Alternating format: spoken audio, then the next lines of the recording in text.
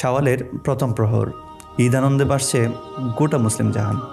খুশির হিল্লোল বইছে মদিনার অলিতে গলিতে। হজরত আবু হুরায়রা রাদিয়াল্লাহু তাআলা আনহু হেঁটে যাচ্ছেন অর্ধ পৃথিবীর শাসনকর্তা হজরত ওমর ইবনুল খাত্তাব রাদিয়াল্লাহু তাআলা আনহুর ছোট্ট কুটিরের সামনে দিয়ে। শুনতে পেলেন কান্নার আওয়াজ। ঢুকে দেখছেন কাঁদছেন হজরত আমিরুল মুমিনিন ওমর ইবনুল খাত্তাব রাদিয়াল্লাহু তাআলা আনহু।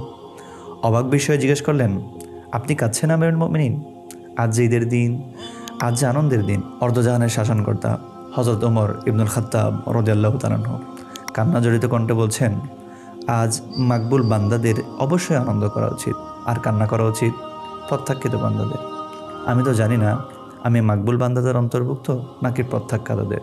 তিনি তো আমিরুল মুমিনিন হজরত ওমর ইবনুল খাত্তাব রাদিয়াল্লাহু তাআলা আনহু। তার সাথে আমরা অবাগাদের তুলনা নিতান্তই বোকামি। কিন্তু আমরা এতটাই বোকা যে বারে বারে ভুলে যাই আনন্দ, বেদনা, সুখ, দুঃখ, এমনকি পার্থিব জীবন খুবই ক্ষণস্থায়ী এবং সংক্ষিপ্ত। আর এই ক্ষণস্থায়ী জীবনে সফল সে যাকে রব তাআলা ক্ষমা করেছেন।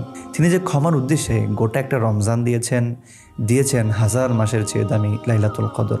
শেষ সুযোগ হিসেবে দিয়েছেন ঈদের রাত এবং ঈদের দিন। কিন্তু ঈদের চাঁদ উঠতেই আমরা ভুলে যাই সে ক্ষমার পায়গাম, হারিয়ে যায় দুনিয়ার আনন্দ উল্লাসে।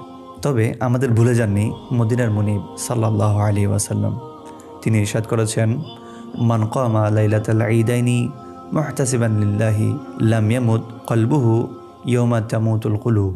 অর্থাৎ যে ব্যক্তি দুই ঈদের রাতে আল্লাহর সন্তুষ্টি লাভের উদ্দেশ্যে ইবাদত করবে, তার অন্তর ওই দিন মরবে না যেদিন অন্তরসমূহ মরে যাবে। এক কথায় সেই কঠিন দিন যেদিন প্রতিটি অন্তর ইয়ানফসিতে বেকুল থাকবে, কেবল প্রশান্ত থাকবে ঈদের রাতে ইবাদতকারীর অন্তর। অন্য হাদিসে নবীজি সাল্লাল্লাহু আলাইহি ওয়াসাল্লাম লানত করেছেন তাদের যারা রমজান পেয়েছে কিন্তু নিজের গুনাহ ক্ষমা করাতে পারেনি। আল্লাহ তাআলা আমাদের সকলকে ক্ষমা করুন, ক্ষমাপ্রাপ্ত বান্দাদের অন্তর্ভুক্ত করুন।